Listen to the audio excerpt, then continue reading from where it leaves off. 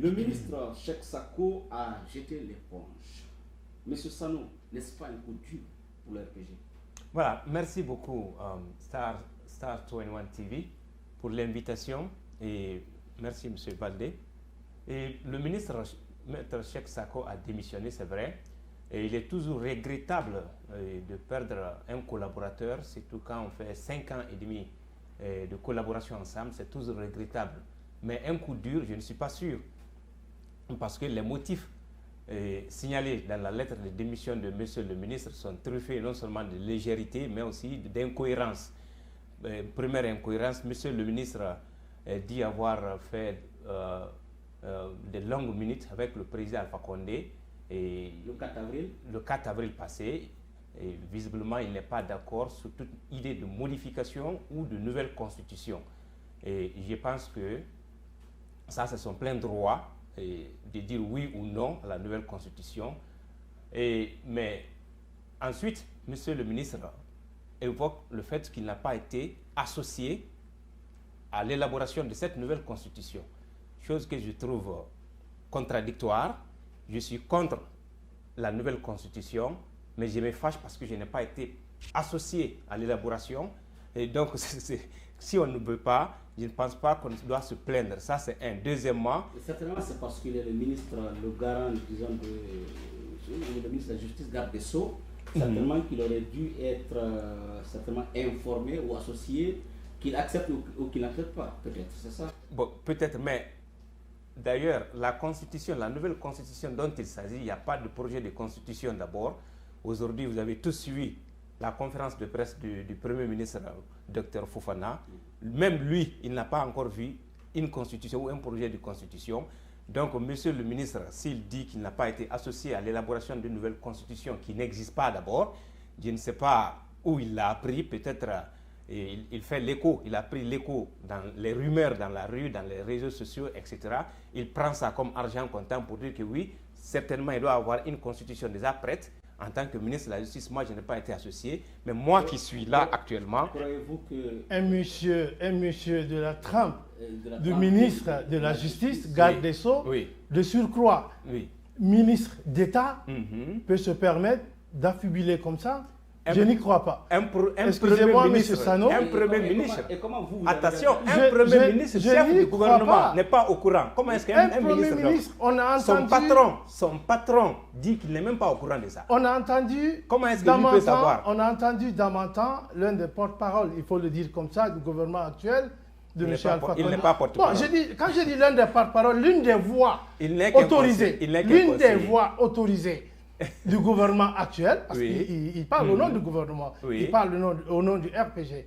On l'a entendu dire sur les antennes des radios locales qu'un ministre ne doit pas être associé à la rédaction d'une constitution. S'il y a lieu. Ceci dit. Ça, c'est s'il y a lieu. Si c'est vrai qu'il y a constitution, mais le même ministre Damantan, il faut terminer, a dit que lui aussi, il n'est même pas au courant d'un projet de constitution. Voilà. Je reviens à vous, M. Touré. Oui. Expliquez-nous comment la société civile a réagi lorsque vous avez appris que le ministre Cheikh Sako a démissionné. Votre réaction? D'abord, au prime abord, j'avais bondi sur une incohérence que j'ai vue du côté de la mouvance présidentielle. Mais je vais quand même commencer par remercier Star TV, Star 21 TV, de nous avoir invités dans ce prestigieux studio.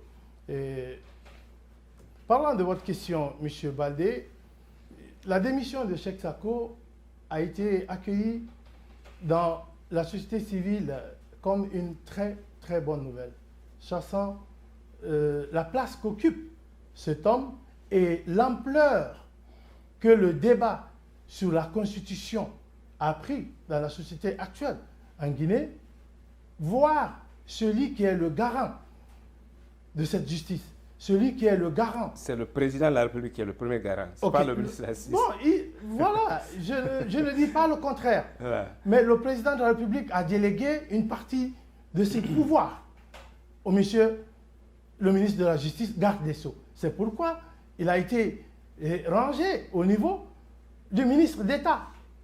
n'est pas ministre d'État qui le veut. Donc, et tout à l'heure que M. Sano, oui. je le rappelle que c'était un dignitaire du régime.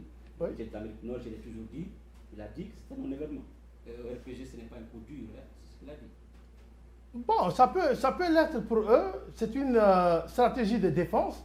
Mais nous savons tous, depuis que M. Sako a annoncé sa démission, ça a été un coup dur pour le pouvoir en place. Ça a été un coup dur pour M. Alpha Condé. Les raisons, surtout les raisons évoquées au préalable, le ministre qui dit à son président, je n'en peux plus, faites-moi remplacer. Ça a été dit dans la lettre. Faites-moi remplacer. M. Alpha Condé, au lieu de remplacer le ministre qui veut partir, il a joué à quoi? À la patience. Il a joué à chercher à l'intimider ou à le faire revenir sur sa décision. L'intimider pourquoi? Mais c'est l'intimidation, nous avons vu. C'est comme ça se passe en Guinée. Gassama a démissionné, personne ne l'a intimidé. Mais tout le monde savait que Gassama devait partir depuis très longtemps. Gassama était partant. Même le ministre Sako aussi. Maintenant, la question qu'on ne peut pas vérifier ici, est-ce que le ministre Cheikh Sako a dit au président de la République, il faut me relever de mes fonctions? Bon, c'est dit dans la lettre, oui. Mais est-ce qu'on peut vérifier cela à travers certainement le RPG, vérifier jusqu'à la source? Est-ce que cela a été dit?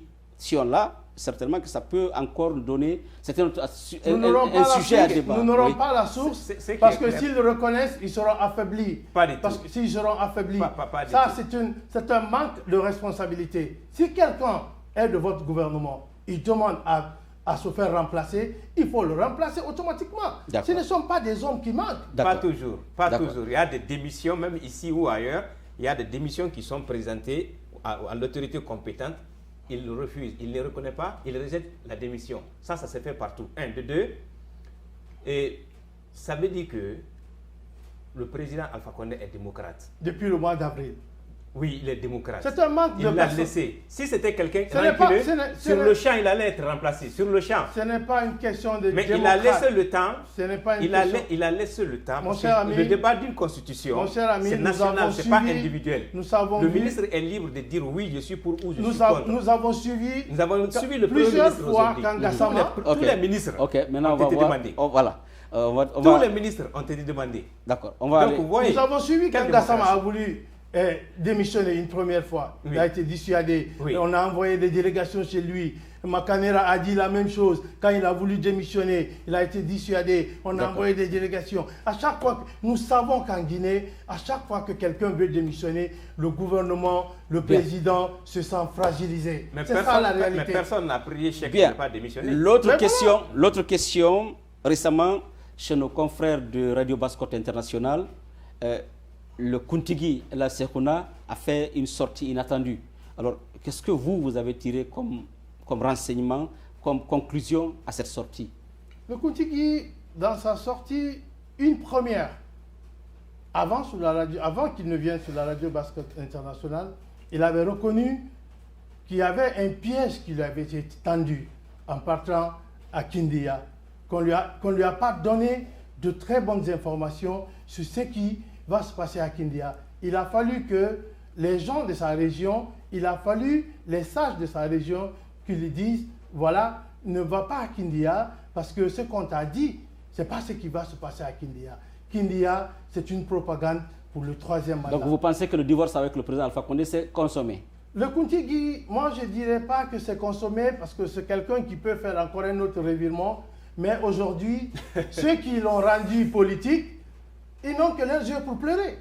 C'est eux qui ont rendu le Kuntigi politique. Pas du tout. Il a été maire de sa circonscription avant l'avènement du président Alpha Condé. Il a été maire de la circonscription rurale de Tanene depuis le temps de Lansana Conté. Le RPG a remis terre au ciel. Ça fait très longtemps qu'il est dans la politique. Ce que nous savons. Je t'informe que lors des élections de 2010, il a soutenu ouvertement la candidature de Cellou Dalein Diallo. C'est là que je vais en venir. C'est là que je vais en venir, monsieur Baldé. Le Kuntigi était avec Cellou Dalein Diallo. Alpha Condé et sa classe politique, ils ont remis terre au ciel pour retirer, pour gagner.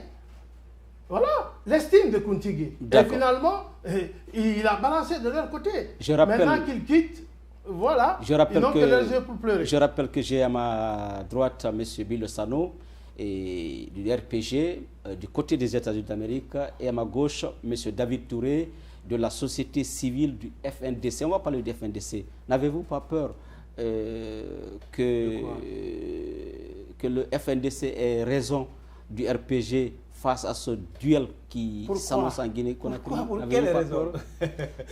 Parce que le FNDC aujourd'hui dit non à une nouvelle constitution, non à un troisième mandat, et le RPG semble avoir dit oui, et il faut une nouvelle constitution. Dit oui. Le RPG dit oui. Le RPG dit oui à une constitution, à une nouvelle constitution. Oui. Bon, est-ce que vous n'avez pas peur d'être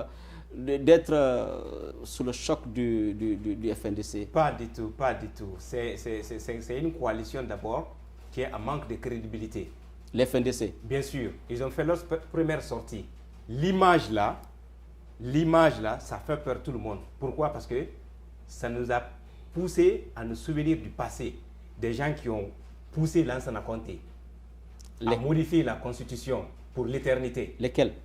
Les Cellou Dalein Diallo, les Kabelais qui ont rédigé, modifié la constitution de 2012, de 92, la loi fondamentale de 92, pour que Lansana Conté se présente éternellement jusqu'à sa mort. Ce sont les mêmes personnes aujourd'hui. Des amalgames. Ça, ce sont les des mêmes personnes aujourd'hui qui veulent nous donner des leçons, alors que le peuple de Guinée n'a pas la mémoire courte. Les Cellou Dalein Diallo qui ont parrainé la modification de la Constitution, qui ont parrainé la délimitation du nombre de mandats, pour lui qu'il n'y a plus de limite. Ils ont fait aussi que le nombre de mandats est passé de 5 ans à 7 ans. Permettre aussi à Lansana Conté de se présenter jusqu'à sa mort. Même la limitation d'âge, ils ont tous enlevé. Quelle crédibilité ils ont aujourd'hui pour dire que le président de la République qui est dans son plein droit de proposer une nouvelle constitution. Vous allez intervenir. Il y a assez d'incohérences. Quelle crédibilité ils ont pour dire que le président de la République ne peut pas jouir de son droit pour proposer une nouvelle constitution au peuple? Mais le FNDC, pour rappel, n'est pas dirigé par l'opposition. Maître Kabele, Cellou Dalein, c'est piloté. La première déclaration officielle qu'ils ont fait, ceux qui ont parlé, il y a Cellou Dalein Diallo, Sidya Touré, Ousmane Kaba, Mamadou Silla, Kabele. Donc la force a été donnée à ces leaders politiques. C'est eux qui ont officiellement lancé, un de deux, ils étaient tous là. La parole les a été donnée à tour de rôle. Pourtant, c'est M. Adraman Sano qui pilote, ça semble-t-il. C'est lui qui est en fait en tête du PQ. C'est un marionneur avec une petite ONG, on dit que c'est une société civile. C'est bien vrai. Mais c'est de la vérité. Il se cache derrière quoi? Derrière une petite ONG, c'est un politicien qui est membre du bureau exécutif de l'UFDG. Ça a toujours été comme ça. Adraman Diallo, Adraman Sano. De l'UFDG? Mais bien sûr, un militant. Mais. Chaque fois que quelqu'un...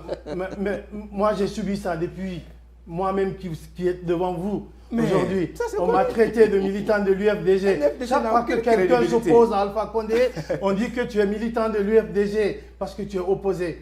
Je vais relever des incohérences dans ce qu'il vient de dire.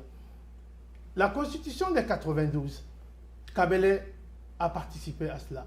Mais la Constitution qui a permis à Lansana Conté de se présenter autant qu'il voudra en 2002, ça a été... Kabele ne faisait pas partie de ça. Kabele était dans la caravane qui s'est opposée contre le koudaïsme. Jamais. Sidya Touré l'a dit à plusieurs reprises. Ils étaient... Je te dis... Regardez bien la photo. Regardez bien. Laissez-moi finir. Je vous ai laissé finir. Vous savez, quand on est dans un débat, il faut écouter les gens. Allez-y. Voilà.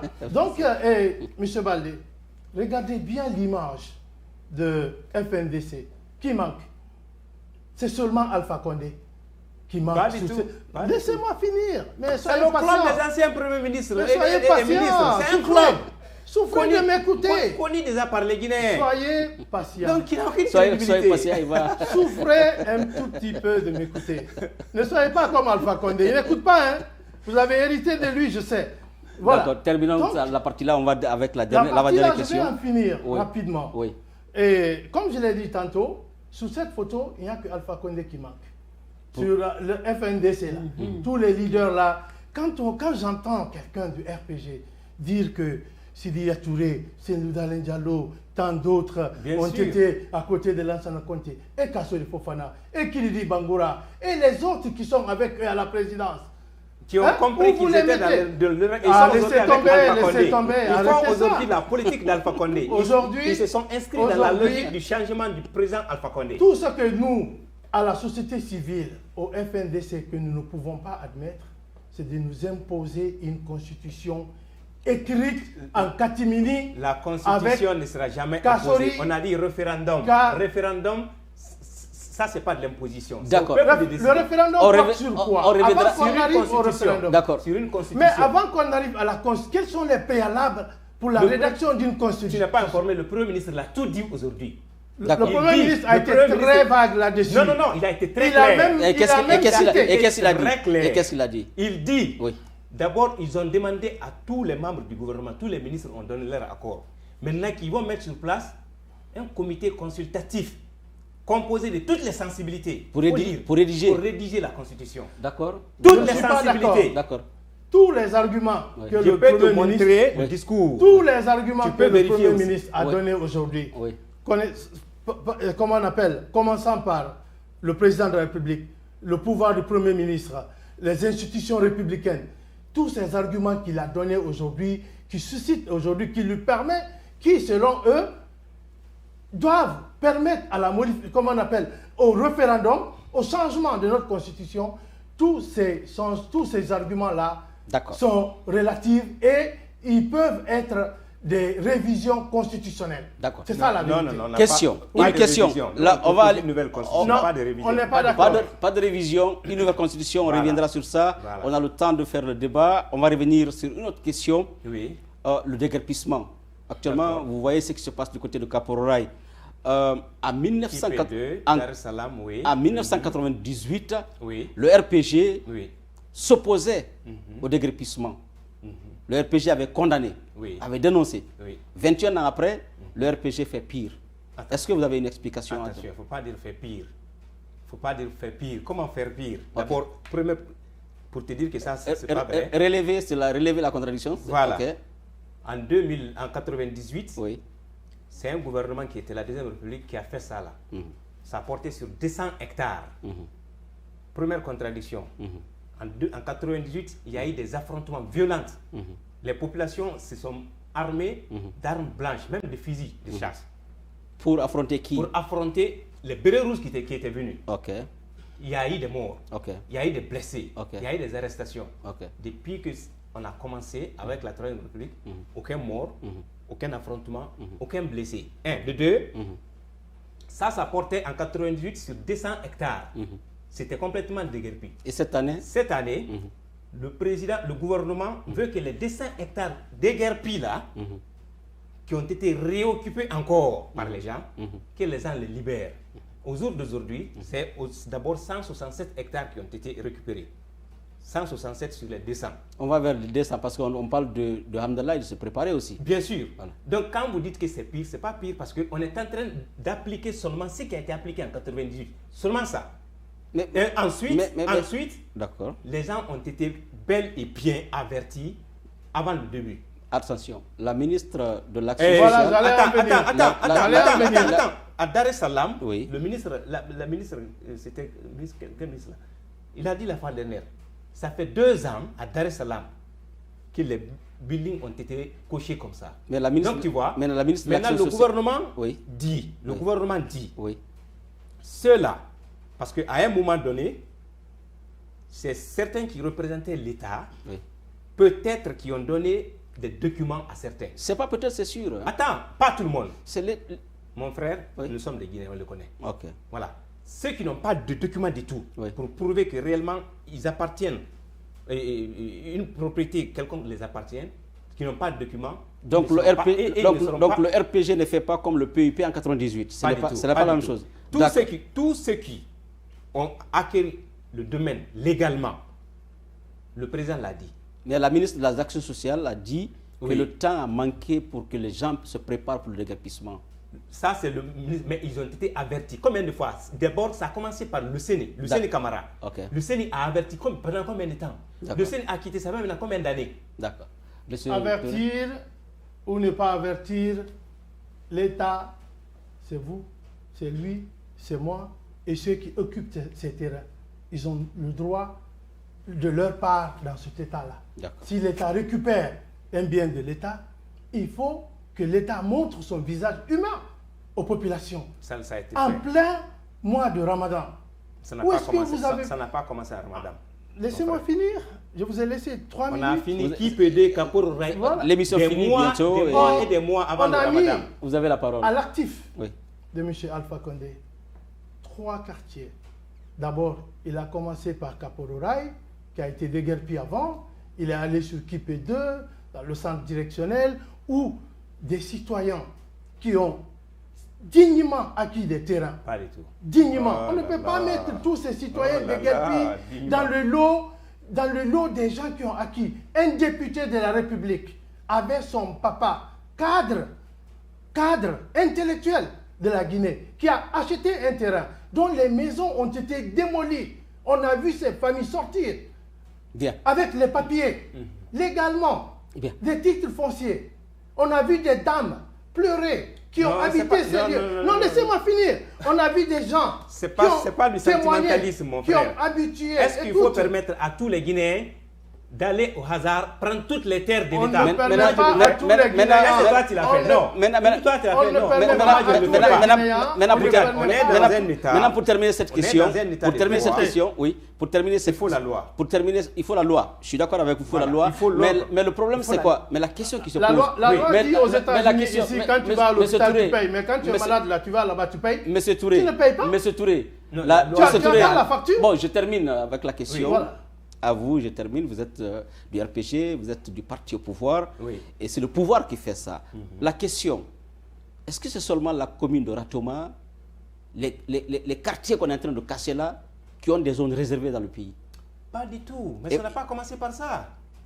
Ça n'a pas commencé par Kaporo occupé. Mais ce qui se passe en ce moment vers les Kaporo, vers les Dar Salam, la manière qu'on voit les gens sortir, c'est encore... Certainement, vous n'avez pas suivi la grande tournée l'an passé du ministre Kourouma, Dr Kourouma. Ce n'est pas la tournée qui fait, c'est l'action sur le terrain. Bien sûr, bien sûr.